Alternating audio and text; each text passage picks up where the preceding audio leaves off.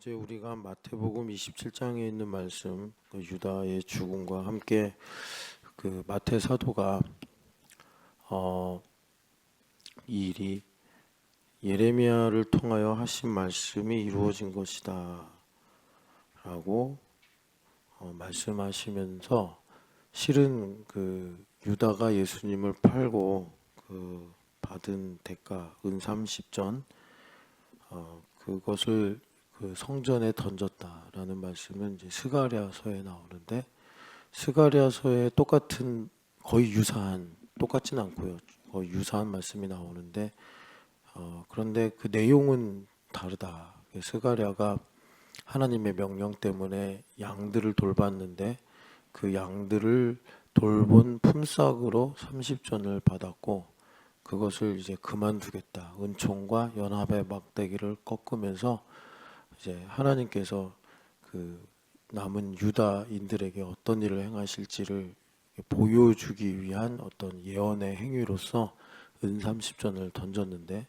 가룟 유다는 똑같은 유사한 행동을 했지만, 그것은 이제 예수님을 팔고 나서 양심의 가책을 느껴가지고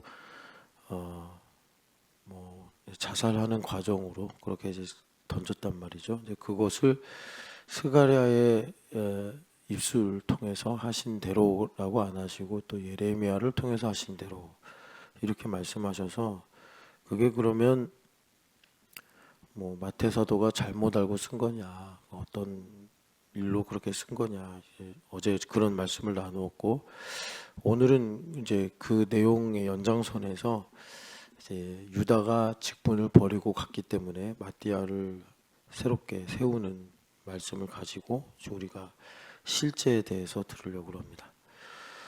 실제에 대해서 우리가 보려고 하는데, 그래서 우리가 주일에 3부 때 냉수 한 그릇이 실제다.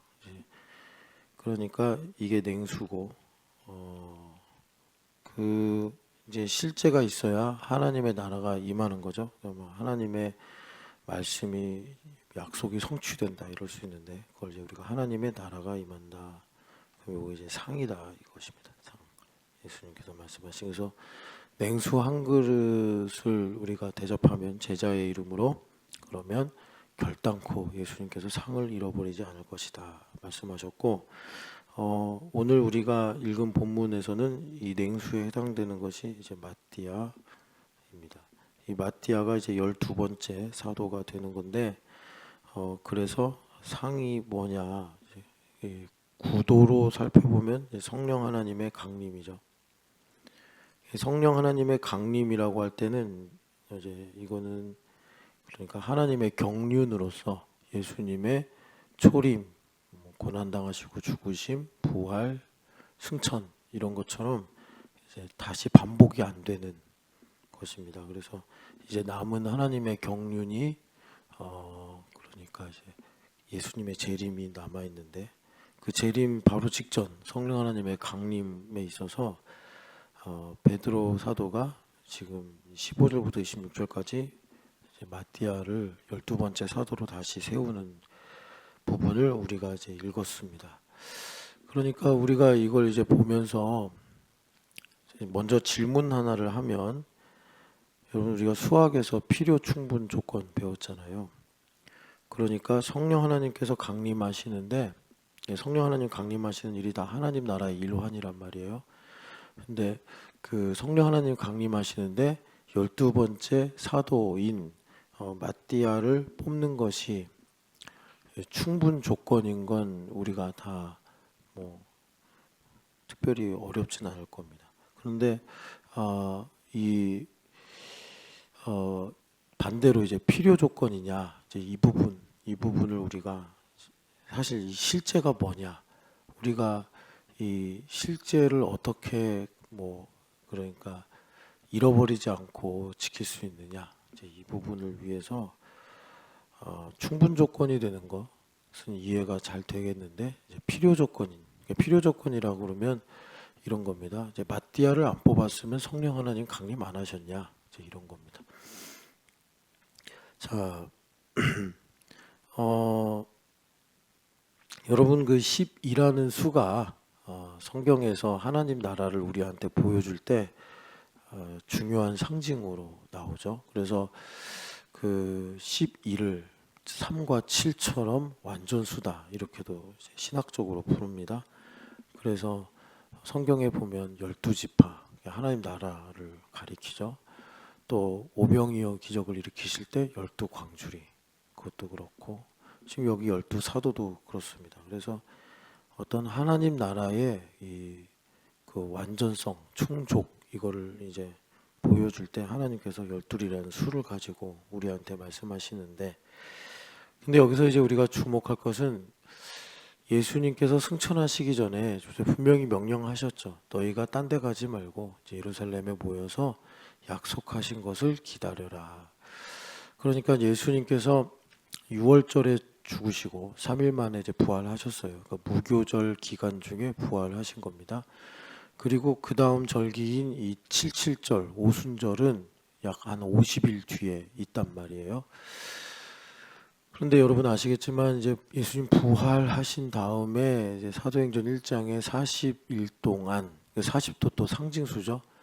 40 광야, 40 주야, 뭐 또 40 여기도 일 이렇게 하나님께서 40일로 성경에 일관된 상징을 보여주시는데 예수님께서 40일 동안 집중적으로 회중 집회를 웬만하면 안 하시고 안 하신 것 같아요. 성경에 기록이 안 돼 있으니까. 그리고 335 제자들과 다니시면서 하나님 나라에 관한 말씀만 집중해서 전하셨다. 그런데 그 하나님 나라의 일들이 어떤 건지는 자세하게 기록은 안 돼 있고 다만 결론부에 가서 세례 요한이 예언하신 대로 이제 성령 세례 받을 것을 너희가 이제 기다려라. 이제 기도를 하면서 기다려라. 이렇게 하시고 이제 승천하신 거예요. 제자들이 이제 그걸 믿었죠. 믿고서 예루살렘의 마가의 집에 모여가지고 40일 이후니까 오순절까지 열흘 남은 거죠. 열흘 채 안 될 가능성이 높은데 여하튼 그래서 그들이 모여 기도하는 중에 이제 베드로 사도가 갑자기 기도하다가 일어나서 오늘 읽은 본문에 있는 말씀을 한 겁니다.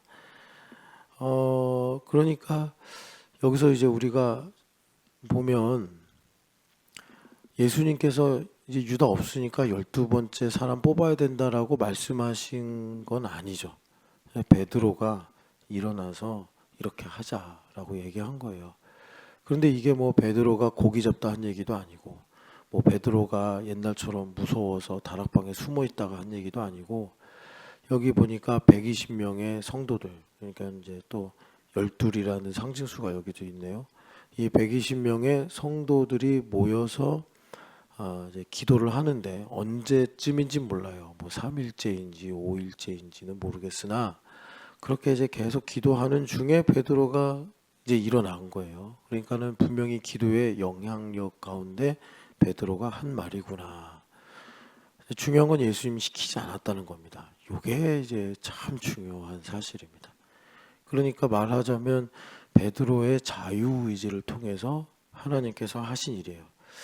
그런데 이게 별로 의미가 없거나 그냥 베드로가 혼자 뭐 그냥 자기 열심이나 자기의 뜻으로 한 것이라면 굳이 왜 성경에 이렇게 자세하게 기록이 됐겠습니까? 이것 또한 인간의 자유의지로 선택에 의해 되어진 일이지만 하나님께서 하신 일이니까 예수님께서 명령하신 것도 아니고 뭐 천사가 와서 12번째 사도를 뽑아야 된다라고 말한 것도 아닌데 베드로의 자유의지로 한 것인데 이것 또한 하나님께서 하신 일이기 때문에 여기에 이렇게 자세하게 왜 마띠아가 12번째 사도가 되었는가 그것도 그냥 뭐 한두 줄로 요약해도 되는데 굳이 베드로가 설교하듯이 시편에 있는 두 구절을 인용하시고 그래서 여기 보면은 요셉이란 사람하고 마띠아란 사람하고 이제 최종 선출이 돼서 그 중에 제비뽑기를 해가지고 마띠아가 됐다. 그런데 여러분 조금 이제 그 마띠아가 누군지 궁금할 수 있잖아요. 근데 그 뒤로 마띠아 성경에 등장 안 하고 오히려 여기 보면은 아니 마띠아가 뽑힌 다음에 기록이 된 성경이니까 요셉은 떨어진 거 아닙니까? 그러면 요셉에 대해서 굳이 무슨 뭐 별명이 무엇이고 말할 필요가 없잖아요. 차라리 마띠아가 뭐 고향이 어디인가, 누구의 아들인가, 뭐 이런 거를 기록하면 모를까. 마띠아는 그냥 이름 석자만 나와 있고 그 최종 제비뽑기에서 떨어진 요셉의 별명이 뭐 유수두라고도 하고 바사바라고도 한다. 뭐 이런 식으로 기록이 돼 있단 말이에요. 보통 이제 이렇게 말씀이 적혀 있는 걸 보고 많은 분들이 말합니다. 요셉이 좀 더 인기가 많았다. 그러니까 이제 만약에 다수결로 뽑았으면 요셉이 됐을 텐데 의외로 사람들의 어떤 인지도나 또는 영향력과는 별개로 마띠아. 그러니까 이제 그런 하나님의 섭리를 보여주는 거다. 이렇게 해석을 해요. 자, 그런데 여기서 아까도 말씀드렸지만 12번째 사도를 뽑는 것은 예수님께서 명령하시거나 예수님께서 이렇게 어떤 성경에 12번째 사도를 반드시 뽑아야 된다. 직접적으로 예언하신 내용이 아니다. 이 부분 참 여러분 지금 주목하셔야 됩니다. 그러니까 예수님께서 나귀를 타실 때는 스가랴가 예언한 대로 그 겸손하신 왕이 나귀를 타고 오리라. 이 분명히 문자적으로 예언이 있고 예수님께서 감람산 서신 것도 또 거기에 다 나와 있잖아요. 그런데 이 12번째 사도가 있어야 된다는 거는 그러니까 성경의 예언 중에 이런 행간의 의미처럼 우리가 이제 성경 말씀을 법리라고도 부르잖아요. 그런 것처럼 간접적인 예언이라고 해야 될까요? 성경에 깊이 있는. 그래서 예레미야를 통해 하신 말씀이다. 유다가 그렇게 된 것. 그래서 유다가 그 은삼시전 던진 것을 제사장들이 모여가지고 야 이거 어떻게 해야 되냐. 이거 우리가 성경을 보니까 예물로 받을 순 없지 않냐. 그러면서 뭐 이걸 갖고 이제 나그네들의 무덤이나 사자 해가지고 이제 토기장이가 근처에 밭을 매물로 내놨나 봐요. 그래가지고 그 토기장에 밭을 산 거 갖고 봐라. 예레미야를 통해서 하신 말씀이다. 그 말씀은 예레미야서 어디에도 그런 말씀이 없어요. 그러니까 이제 어제 대표적으로 19장 32장을 우리가 오가면서 행간의 의미를 갖고서 흰돔의 골짜기 이야기도 들어봤고 하나멜의 땅 이야기 그래서 타인이 그의 직분을 취하게 되는 그런 내용들 쭉 우리가 봤단 말이에요. 그런 법리의 내용을 가지고 이제 마태 사도가 예레미야를 통해 하신 말씀이 그대로 된 거다. 이렇게 이제 기록을 한 것이다. 여기도 마찬가지예요. 12번째 사도를 뽑는다. 뭔가 이제 유대인들은 성경에 익숙하니까 12, 12지파 뭐 또 예수님 하신 대로 12사도, 12광주리 유대인들의 세계관엔 그런가 봐요. 우리나라에서는 뭐 10이라는 수가 그렇게 뭐 행복을 주는 뭐또 뭐 길조 같은 그런 수는 아니잖아요. 근데 이제 하나님께서 계시록까지 쭉 보면 12이라는 걸 가지고 계속해서 하나님의 나라를 우리에게 상징적으로 말씀하시니까 이제 유대인들이 여러분 아시겠지만 그 누구죠? 다윗 왕이 그 성전의 반열 그 이제 차례를 세우잖아요. 뭐 제사장들, 레위인들 그때 보면 다 12진법으로 진행돼요. 그러니까 유대인들에게는 그게 이렇게 이제 딱 와닿는 수란 말이에요. 그러니까 뭐 그런 어떤 그 법리에 의해서 뭐 이제 12번째 없으면 허전한데 좀 미완의 느낌인데 뭐 이런 거는 가질 수 있을지 모르나 직접적으로 사도들의 수는 12이어야 하느니라 뭐 이런 예언은 없다. 다만 이제 우리가 이렇게 보면은 예수님께서 승천하시고 약속하신 성령 하나님을 기다려라 하신 예수님의 명령은 있었고 그래서 이들이 그 말씀에 순종해서 기도하는 중에 이제 사도들의 대표격이죠. 베드로가 사도들의 어떤 대표성을 갖고 있단 말이에요. 그래서 항상 예수님께서 어디를 데려가실 때 3명을 뽑아 가시는데 그 중에 항상 그 1번의 이름으로 나온 사람이 베드로고 복음서에서 예수님의 질문에 대해서 참 그러니까 다 의미가 있는 거죠. 신앙 고백을 한 사람이 아니 뭐 바돌로메도 할 수도 있는 거고 도마도 할 수 있는 거 아닙니까? 그러니까 도마는 이제 계속 안 믿다가 하게 된 거고 보면 다 이제 베드로의 입술을 통해서 그런데 그걸 예수님께서 혈과 육이 한 게 아니라 하늘에 계신 아버지께서 다시 말해 성령 하나님께서 하게 하신 것이다. 이제 이렇게 가르치셨단 말이에요. 그러니까 대표성이 베드로에게 있는데 대표성인 베드로가 이제 이 얘기를 했을 때 여러분 뭐 또 그럴 수 있잖아요. 아니 지금 기도하는데 무슨 또 제비뽑기를 하자고 그러냐. 그러면서 넘어가자. 나중에 하자. 성령 하나님 강림한 다음에 성령 세례 받고 하자. 이제 그럴 수도 있는데 거기에 있는 사람들의 모든 이 어떤 이 공기가 다 합의가 된 거예요. 요게 이제 중요합니다. 자, 1번 베드로의 자유의지, 2번 공동체의 그 어떤 이 공기, 공감대, 요게 이제 중요합니다. 그러니까 이제 실제를 지금 우리가 보려고 하는 거예요. 그러니까 마띠아가 실제이긴 한데 여기서 중요한 게 베드로의 자유의지가 있었다라는 거. 그리고 성령 하나님 그렇게 역사하셨다는 거예요. 두 번째가 베드로만 혼자 한 게 아니라 거기에 120명, 적은 수가 아니죠. 그런데 그분들이 그 이야기에 대해서 다 인정하고 함께 동의했다라는 것. 그래서 어제 여러분들한테 이제 냉수 한 그릇을 두고서 예수님께서 특정하신 이름이니까 냉수 한 그릇 두고서 야 이게 실제야 아니야라고 하고 싶으실 때, 그때 가장 좋은 게 공동체한테 야 이거 실제야? 라고 물어보면 한 3명 정도한테 물어보면 다 답이 나와요. 자, 그래요. 그리고 이제 마지막으로 여기서 중요한 거, 실제와 관련해서 중요한 게 뭐냐면 과연 이 장에 성령 하나님 강림하셨더라라는 것입니다. 이제 이게 참 이제 방점을 찍는 거죠. 성령 하나님께서 정말 12번째 수가 채워지니까 강림하셨다는 거예요. 성경의 순서가 그렇게 돼 있으니까요. 자, 그래서 자 이제 실제가 마띠아고 성령 하나님께서 이렇게 우리 가운데 강림하셨는데 정리를 한번 하고 넘어가면 1번 베드로 사도의 자유의지가 있었다. 두 번째, 그런데 이제 여러분 말씀드렸지만 순종과 기도 가운데 자유의지입니다. 뭐 그냥 낮잠 자다가 한 자유의지가 아니고. 그 다음에 공동체 120명의 어제는 이제 이걸 좀 신학적으로 스피리추얼 애트모스피어다라고 했는데 어떤 이제 공감, 공기, 일본 사람들은 이제 공기가 중요하다 이러잖아요. 그 다음에 마지막으로 진짜 예수님께서 약속하신 성령 하나님의 강림 이거란 말이에요. 근데 베드로 사도가 또 성령 하나님 강림하시려면 12번째 사도를 뽑아야 돼 이런 말씀 또 안 하셨어요.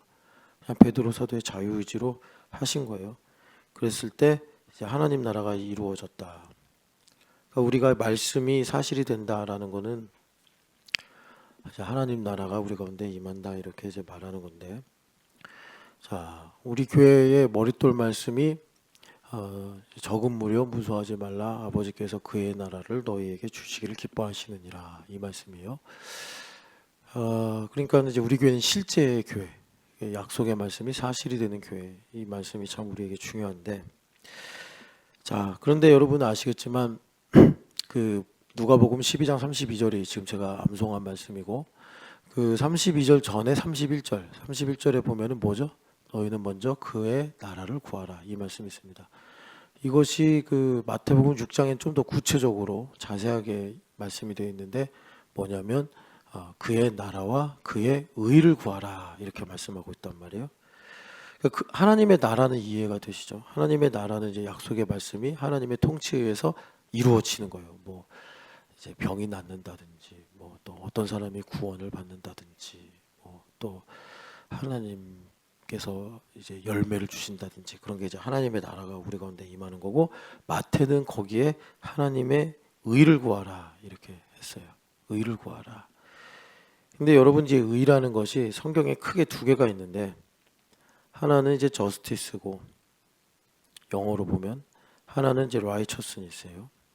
그래서 로마서에 많이 나오는 그 하나님의 의, 복음에는 하나님의 의가 나타나니 그럴 때는 요겁니다. 요 righteousness. 예, 그 히브리어로는 체데크라고 이제 보통 말해요. 그런데 성경에서 이게 막 교차해서 번역이 돼가지고 한글로 특정하기가 참 어렵습니다. 그리고 이제 또 하나가 justice예요. justice. 솔로몬이 구한 게 justice입니다. 내가 왕인데 내가 그래서 이제 백성들 다스려야 되는데 이 저스티스를 세워야 되지 않겠습니까? 지혜가 필요합니다. 그래서 하나님께서 그 이제 지혜를 선물로 주셨죠. 그래서 보통 이 저스티스를 이제 미시파트라고 합니다. 미시파트. 그래서 우리가 이거를 추리고 쭉 가서 마지막에 이제 우리가 딱 하나 남는 걸 잡자면 하나님께서 우리 마음속에서 그 세미한 음성으로 하시는 말씀, 이게 이제 미슈파트다라고 할 수 있어요. 그러니까 여러분, 우리의 삶에 하나님께서 그의 나라를 임하게 하시려면 요 저스티스가 충족이 돼야 돼요. 여기 충족이 안 되면 하나님께서 일을 능력이 무한하신데도 못해요. 그러니까 하나님 이 말씀 이루어 주세요라고 기도하는데 우리 하나님께서 뭐 내가 기도를 많이 한다고 나를 엄청 예뻐한다고 뭐 그래 해줄게. 물론 이제 어린아이들한테는 그렇게 설교하고 가르쳐야 되겠지만 이제 우리가 어른이잖아요. 어른인 이상 하나님께서 그 일을 하시려면 나무도 강물도 하늘도 땅도 아니요 라고 하면 안 되고 할렐루야 하면서 손뼉치며 찬양해야 된단 말이에요. 근데 얘네들이 풀이 죽어 내 약속의 말씀을 이루어 주려고 하시는데 하나님께서 그러면 이게 충족이 안 된 거예요. 그래서 그의 나라를 구하라. 하나님의 공의가 충족이 돼야 된다. 자, 이거 하나 이제 더 설명해 드릴게요. 그 장로교 신학이 맹점이 뭐냐면 그 에베소서 6장 그리고 고린도후서 10장 이 부분을 좀 잘 못해요. 장로교 신학이. 그러니까 좀 이제 이성을 강조하고 그래서 이제 말씀을 좀 더 강조하게 되죠. 그러다 보니까 좀 이성 바깥의 영역인 영적인 세계에 대해서 좀 약해요. 다른 교단에 비해서. 다른 교단이 갖는 강점에 대해서. 그러니까 무슨 말이냐면 우리가 어떤 일을 할 때 가령 이제 예배 나오는 거 제일 쉬운 거 예배 나오는 거 예배를 나올 때가 있고 안 나올 때가 있죠. 안 나올 때는 뭐 내가 늦잠을 잤다, 뭐 내가 바쁘다, 뭐 내가 안 나가도 되지 않냐, 뭐 다 이렇게 다 설명하고 이유를 댈 수 있겠지만 여러분 예배하는 걸 제일 싫어하는 놈은 원수마귀예요. 우리가 예배를 해서 득될 게 하나 없어.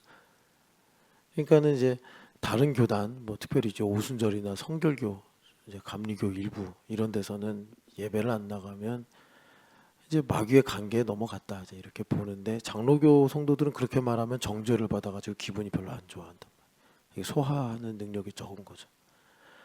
뭐 기도도 마찬가지. 내가 왜 이렇게 기도를 안 할까? 왜 안 하겠어요?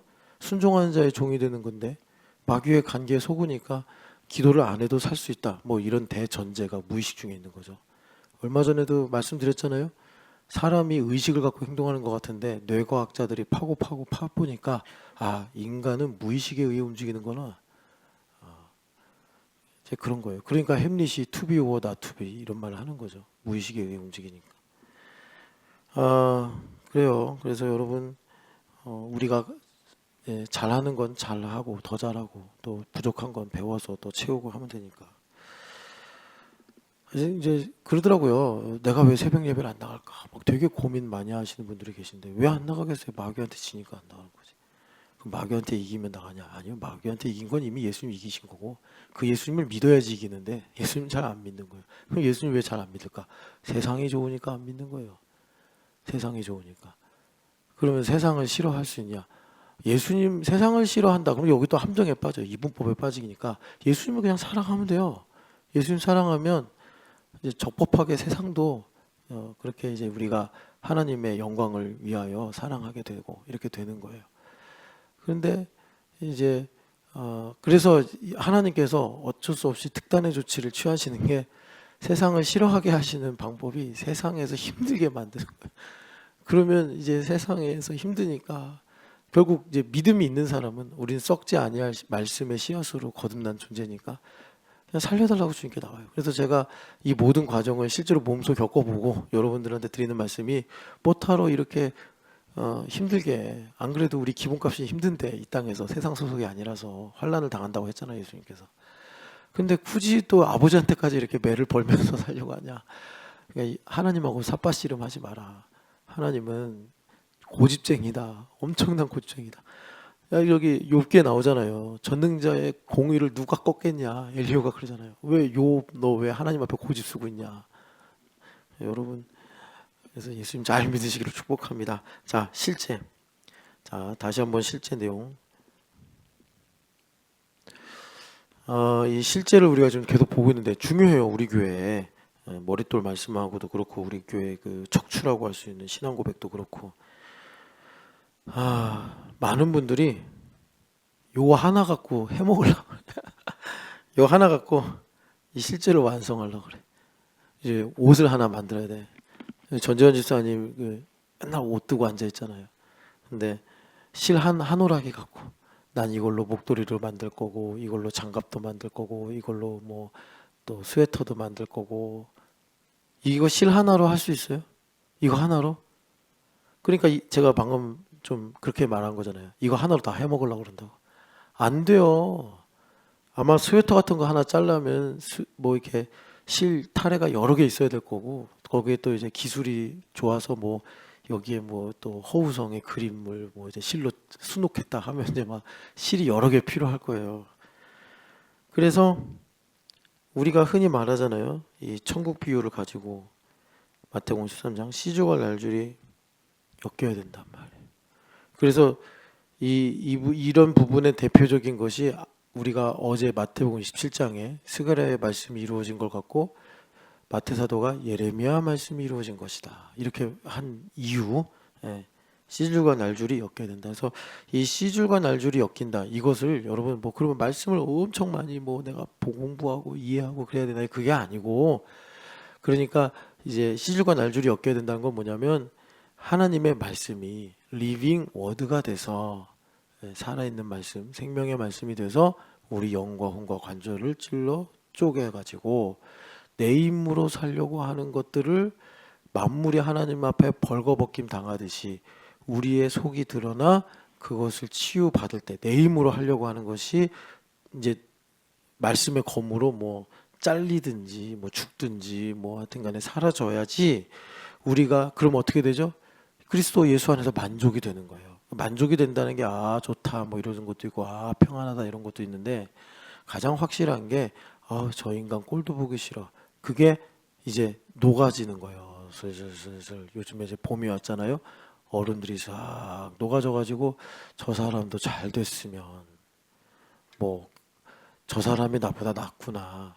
이런 예수님의 겸손과 온유. 여러분 예수님께서 우리를 위해 죽으셨잖아요. 이거 참 큰 은혜예요. 이거는 매일마다 상실 감동 받아야 돼 우리가. 왜? 의무라기보다 팩트가 그래요.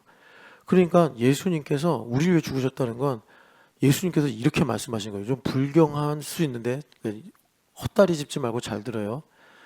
아버지 상문이가 나보다 낫습니다. 나를 죽이시고 상문이를 살려주세요.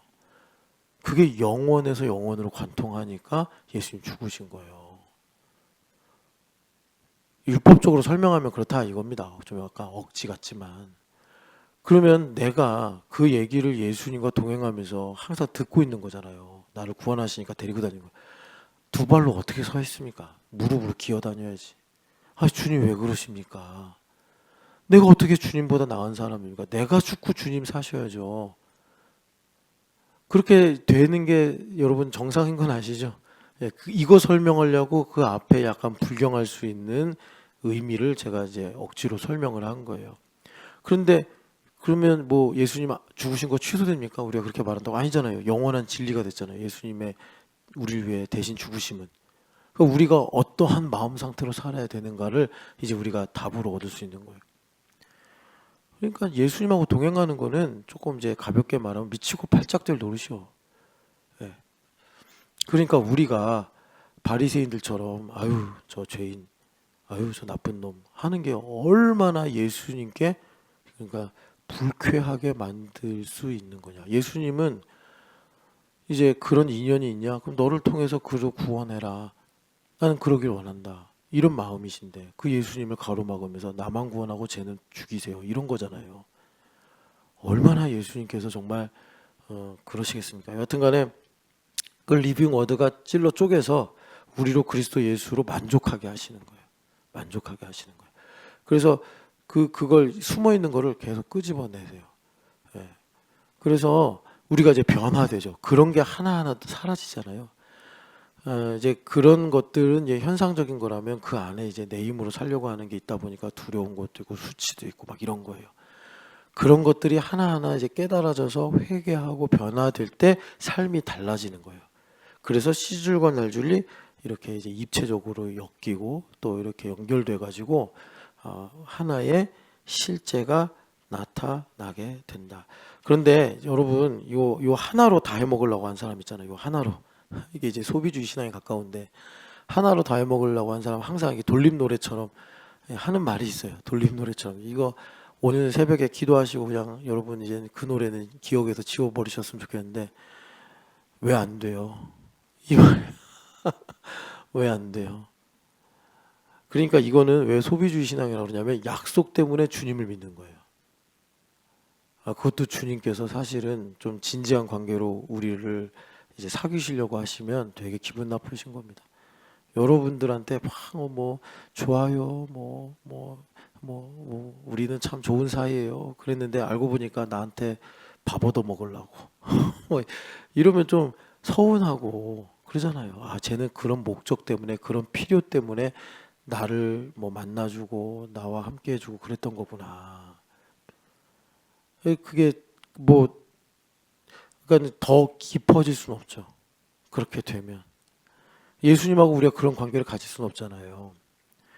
그러니까 솔직하게 이건 우리가 어려운 내용이 아니니까 인정하자고요. 약속 때문에 예수님 필요했어요.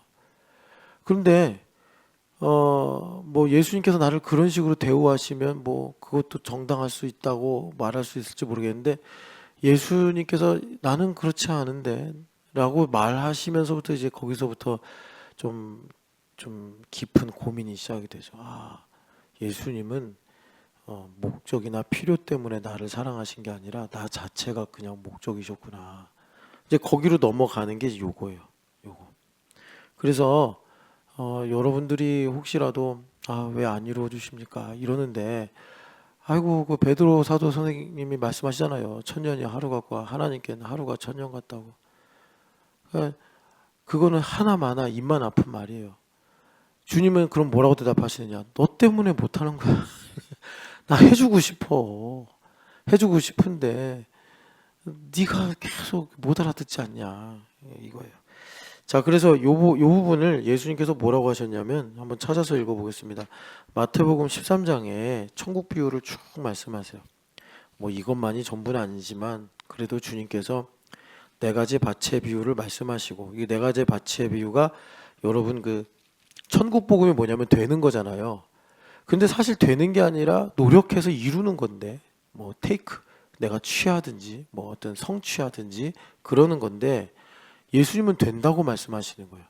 왜 되는가 봤더니 은밀한 중에 보시고 갚으시는 하나님의 상이 있으니까 되는 거예요. 우리가 그렇게 살기를 바라세요. 우리 예수님은. 그런데 이제 그렇게 되게 하는 게 지금 마태복음 13장에 나오는 여러 가지 뭐 여러분 잘 아시는 뭐 겨자씨의 비유 또 뭐 진주의 비유 뭐 여러 가지가 있잖아요. 또 보시면 알겠지만 근데 그게 다 이게 뭐냐면 영적으로 하나님께서 일하시는데 그런 것들이 다 이제 기하급수적으로 움직인다 이런 걸 이제 보여주시는 거예요.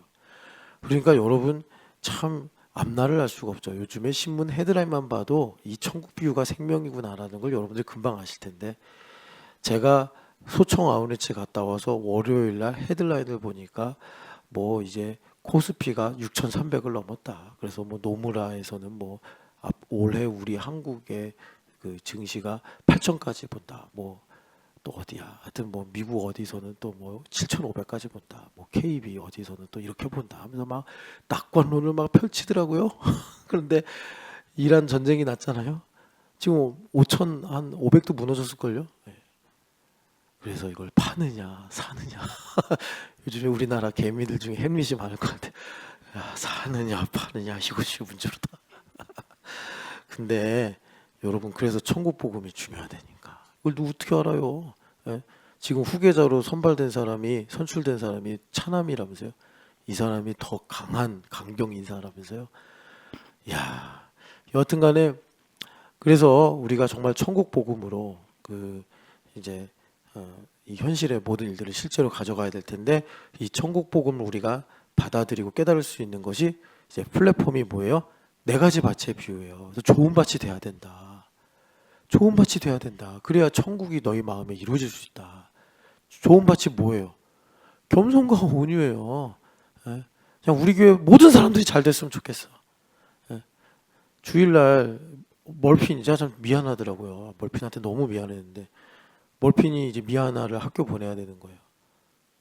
왔어요. 기도해달라고. 아, 내가 왜 그 타이밍을 놓쳤지? 그러니까 저도 작은 자에게 냉수 마시게 하자고 그러면서 아, 진짜 멍청한 거예요. 그래서 이제 급하게나마 이제 영어로 떠듬떠듬 기도를 했어요. 기도를 했는데 아, 정말 제 영어 실력이 뭐 대단합니까? 막 뭐 수료하고 막 성경 말씀 인용하고 그런 게 아니잖아요. 그냥 마음을 담아서 막 주세요, give, 뭐 help, 뭐 계속 그렇게 기도를 한 거죠. 아, 근데 눈을 떴는데 멀핀이 울고 있는 거예요. 아, 나 너무 너무 정말 부끄럽고 죄송해서 아, 아버지의 마음이구나. 멀핀에 하고 무슨 대화, 멀핀도 내가 이제 잘 못 알아듣는 거 아니까 별로 얘기도 안 하지만 아, 너무 너무 너무 정말 목사가 형편없구나. 너무 죄송하고 부끄럽고 아, 멀핀 어떻게 도와주지? 막 이런 생각이 이제 가득했는데 그런 거예요. 그러니까 우리 교회 사람들 잘 됐으면 좋겠다. 진짜 다 잘 됐으면 좋겠다. 그게 이제 좋은 밭이다 생각합니다. 그럼 예수님께서 얼마든지 심으셔서 이 천국의 비유 말씀 겨자씨든지 진주든지 뭐든지 간에 주님께서 그렇게 하셔서 어떤 밭은 30배, 어떤 밭은 100배. 그러니까 투비오다 투비에서 우리가 이제 구원받고 자유해질 수 있는 거예요. 자, 그래서 그 모든 것을 잘 소화했느냐? 자, 51, 52절 같이 읽어보겠습니다. 이 모든 것을 잘 깨달았느냐 하시니 대답하되 그러하오이다. 예수께서 이르시되 그러므로 천국에 제자된 서기관마다 마치 새 것과 옛 것을 그 곳간에서 내오는 집주인과 같으니라. 아멘. 그러니까 주님께서 이 모든 것을 잘 깨달았느냐? 아멘 했단 말이에요, 제자들이. 그랬더니 예수님께서 그럼 너희들이 천국의 제자된 서기관이다. 이렇게 이제 말씀하신 거예요. 천국의 제자된 서기관이 뭐예요? 이 시줄과 날줄로 엮이는 거예요. 이미지로 말하면. 그래서 여러분들 그 평소에 말씀 듣고 말씀 읽고 또 말씀 나누는 거 이게 얼마나 복된지 아셔야 돼요. 우리는 잊어버릴 수 있어요. 근데 참 감사한 게 아까도 말씀드렸지만 뇌과학이 발달해서 보니까 인간이 무의식이 움직인다니까요.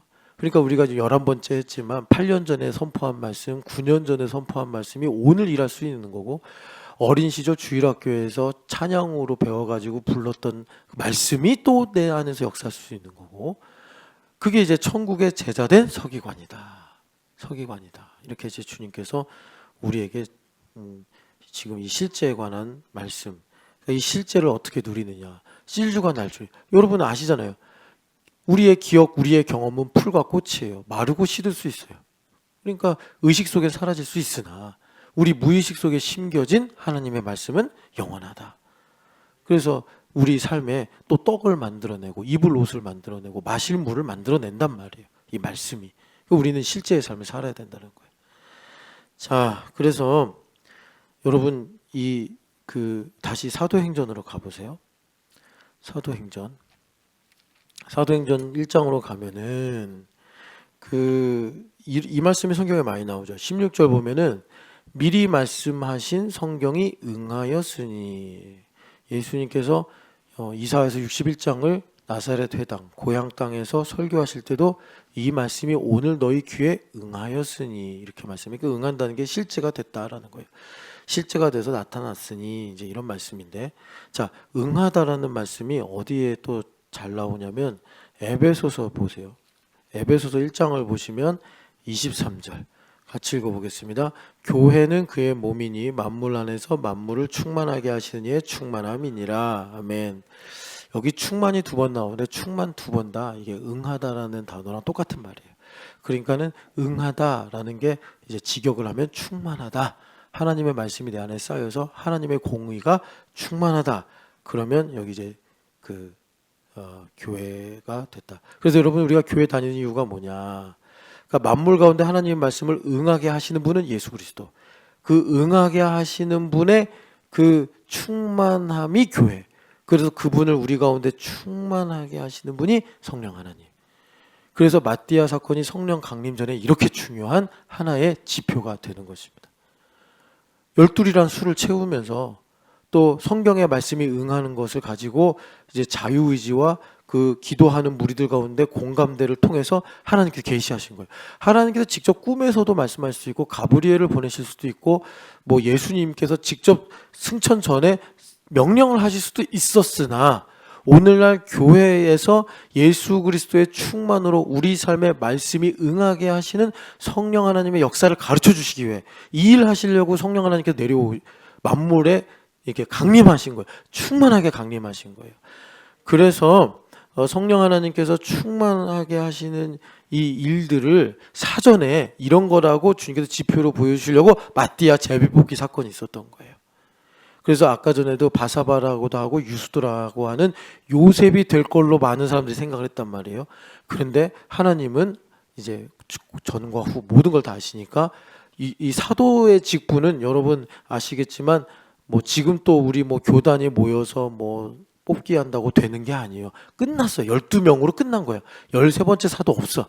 이제 뭐 베드로 사도는 이제 영적으로 하나님께서 이방인의 사도로 세운 거니까 번외로 봐야 되겠지만 이 교회를 반석 위에 세우신다 할 때 이 반석이 사도들의 신앙 고백인데 이 사도들은 딱 12명으로 끝난 거예요. 그래서 우리가 신앙 고백을 어려운 말로 신경 이러잖아요. 근데 무슨 신경이에요? 사도들의 신경 이렇게 말하는 거예요. 그래서 오늘날 어떤 사람이 기도 많이 하고 은사 많이 받아서 나도 사도요 그럼 그 사람은 이단되는 거예요.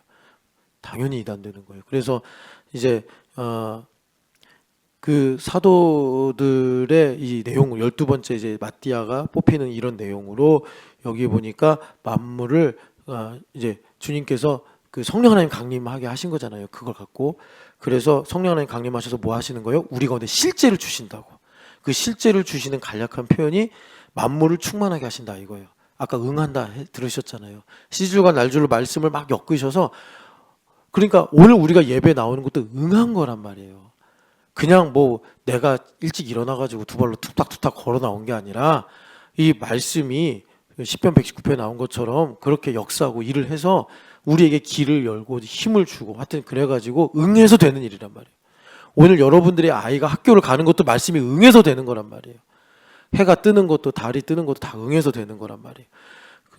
그래서 만물을 충만하게 하시는데 그 충만하게 하시는 이 충만함이 우리 속에 있어야 되는데 예수 그리스도죠. 예수님으로 충만해져야 된다. 이거예요. 그래서 지금 시간이 다 가서 이제 여러분 에베소서 5장을 보면은 이 충만과 관련해서 18절 보겠습니다. 술 취하지 말라 이는 방탕한 것이니 오직 성령으로 충만함을 받으라. 아멘. 술 취하지 말라 이 말씀은 술만 가지고 말씀하신 것이 아니라 여러분 나중에 읽어보시면 알겠지만 성령을 소멸하지 말라. 이 말씀하고 똑같아. 그러니까 꼭 술 갖고만 얘기하신 건 아니다. 데살로니가 전서에 성령을 소멸치 말며 예언을 멸시하지 말며 나오잖아요. 그리고 이제 우리한테 말씀하심이 성령으로 충만함을 받으라 이렇게 말씀하신단 말이에요. 그러니까 이거를 좀 거칠게 직역하면은 성령 하나님 안에서 충만함을 받으라. 이걸 간단하게 말씀드리면 성령 하나님은요 우리 영을 좌소 삼으셔서 오시는 분이에요. 그래서 우리 영이 소성해요. 성령 하나님 내 안에 계셔야지. 성령 하나님만 그걸 하실 수 있는 분이에요. 그래서 내 영은 하나의 좌소인데 지성소라고도 부르잖아요. 그래서 그 중심이라고도 하고 그래서 성령 하나님께서 우리 영에 이게 좌정하시면 로마서 8장의 말씀처럼 우리 영과 더불어 증언하세요. 말할 수 없는 탄식 같은 이 깊이 있는 내용으로 너는 하나님의 것이니라 너는 하나님의 자녀니라 하고 증언을 하실 때 우리 죽었던 영이 소성해요. 우리 영이 소성해서 어떻게 하느냐 내 혼과 육을 끌고 가요. 이게 원래 에덴에서 아담이 창조됐을 때 생명의 상태예요. 영이 강건해져서 그래서 그걸 갖고 이제 속사람이 강건하다 그러는 거예요. 내가 강해지면 육이 강해서 혼과 영을 끌고 가든지 영은 죽어버린 거죠. 아니면 혼이 강해져서 육과 영을 끌고 가든지 이게 이제 죄인의 상태예요. 그러니까 하나님 보실 땐 그건 죽은 사람이란 말이에요. 하나님 보실 때 살아있는 사람은 육이 약하건 영이 혼이 좀 부족하든 간에 영이 살아서 성령 하나님께서 그 가운데 좌정하셔서 그 영을 소성시키는 거예요. 그러니까 막 두려움이 몰려와도 내 영 안에 성령 하나님 계셔서 증언하시니까 두려움을 이기게 되는 거고, 육체의 피곤함을 이기게 되는 거고, 습관을 이기게 되는 거고, 이렇게 네 가지의 변화가 되는 것입니다. 그래서 교회 안에서 어떻게 하라고요? 주님께서 성령의 충만함을 받으라 이렇게 말씀하시는 거예요. 그래서 성령 안에서 충만함을 받는 게 뭐냐? 이제 여러분 지금 뭐 얘기하는 거냐면 씨줄과 날줄 엮는 거 어떻게 하는 거냐 이거예요. 아까 보셨잖아요. 베드로가 자리에서 벌떡 일어나서 하자고 했다니까. 자유의지가 있어야 된다니까. 예. 그래서 이제 19절 20절 같이 밑에 읽어보겠습니다. 시와 찬송과 신령한 노래들로 서로 화답하며 너희의 마음으로 주께 노래하며 찬송하며 범사의 우리 주 예수 그리스도의 이름으로 항상 아버지 하나님께 감사하며. 여기까지가 한 단락이고 21절부터 22절에 붙어야 되는데 지금 대한성서공에서 이상하게 나왔어요. 자, 여기 보면은 19절부터 21절이 성령의 충만함을 받으라를 부연 설명하는 거예요. 부연 설명하는 건데 세 가지입니다. 여기 화답하며죠. 말하며 이렇게 보시면 돼요. 화답하며 찬송하며 노래하며 감사해라. 그래서 이걸 히브리서 10장에 뭐라 그래요? 너희가 그 모이기를 패하는 어떤 사람들의 습관과 같이 하지 말며 매일 모여서 뭐라 그래요? 그 이제 3장도 같이 연결되는 건데 죄악의 유혹을 받아 마음이 완고하여 살아계신 하나님께 떨어지지 않도록 서로 피차 권면하며 선행을 격려하며. 이게 그 여기 말씀하신 대로 성령의 충만함을 받는 게 뭐예요? 화답하며. 일준이 왔어? 성문이 왔어? 하고 서로 화답하며. 근데 그 화답하는 게 뭐예요? 놀랍게도 시와 찬미와 신령한 노래래. 물론 거기에 이제 뭐 승리하십시오. 또 이제 교회됨 40일 같이 구체적으로 말씀 전하는 것도 있겠지만 여기 시와 찬송과 신령한 노래를 한마디로 말하면 시편이에요. 그래서 여러분 성경의 난이도로 볼 때 제일 높은 봉우리가 시편이거든요. 네, 시편. 그 리빙 워드란 말이에요. 시편. 내 입술을 통해서 토라가 생생하게 나가는 거란 말이에요. 제일 어려운 말씀이에요. 그런데 그걸 주님께서 교회라는 기본값을 주시고 우리한테서 일상의 언어로 시편을 그냥 도배를 해버리시는 거예요. 시편 150편, 150개의 시편이 다 우리 안에 들어오는 거예요. 얼마나 좋아요. 여러분. 그리고 주님께서 노래하며 찬송하며 하나님의 통치가 우리 가운데 이루어지는 거예요. 감사하며 그리스도 예수님을 만물 가운데서 보면서 범사에 감사하며. 이런 일들이 성령 하나님의 충만합니다. 이렇게 살아갈 때 우리 삶에 하나님의 말씀이 굵은 실, 가는 실, 파랑, 여러분 그 성막을 만들 때 그 브살렐과 오홀리압 알죠? 그래서 오홀리압은 수 놓는 사람이에요. 그래서 여러분 나중에 한번 인터넷에서 회막, 성막 한번 쳐봐요. 얼마나 아름답게 공교하게 수를 놓았습니까? 우리 주님께서 공교하게 그렇게 우리의 삶에 수를 놓으셔서 나를 하나님의 장막이 되게 하신단 말이에요. 그래서 우리 삶의 실제가 가득 충만하게 하시는, 충만하게. 여러분 이 삶을 복되게 누리시기를 축복합니다. 그래서 마지막으로 정리하면, 그러면 마띠아를 뽑는 건요 필요 조건이냐? 필요 조건이다. 그런데 필요 조건인데 전제가 하나 있어요. 그러면 마띠아를 안 뽑았으면 성령 하나님 강림 안 하시냐? 그건 성립이 안 된다. 왜? 하나님은 우리의 어떤 능력이나 우리의 조건에 제한되시는 분이 아니기 때문에. 여러분 이 사실을 잘 기억하시고 실제로 충만한 삶을 살아가시기를 축복합니다. 하나님 교회로 우리를 부르신 것은 충만하게 하려 하심이라. 예수님께서 나의 주인 되심으로 나는 이 주인을 위해 목숨도 버려도 아깝지 않다 할 만큼 충만해지게 하여 주시옵소서. 오늘도 나를 오홀리압의 그 섬세한 손으로 수 놓듯이 우리를 성령 하나님의 그 기가 막힌 지혜로 충만하게 하시려고 이 새벽부터 부르신 줄을 믿습니다. 하나님 아버지, 우리가 참 어렵고 어지러운 세상 속에 살고 있지만 하나님 카톡에서든 또 이렇게 만나서든 공동체 모임에서든 한두 명이 만나더라도 하나님 우리가 정말 시와 찬미와 신령한 노래로 서로 화답하며 수를 놓아주는 우리 신촌연합교회가 되게 하여 주시옵소서. 부활하신 예수님의 이름으로 기도합니다. 아멘.